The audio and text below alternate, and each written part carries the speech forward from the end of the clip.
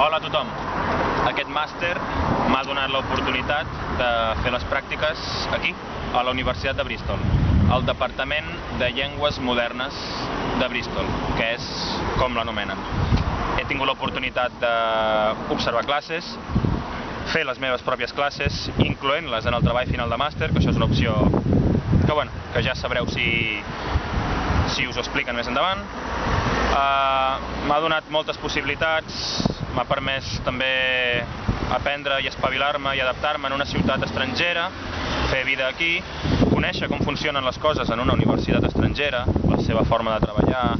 He après moltes estratègies observant professors i fixant-me com treballen, assistint a reunions de professors i, en fi, donar-me total autonomia i llibertat per fer les meves classes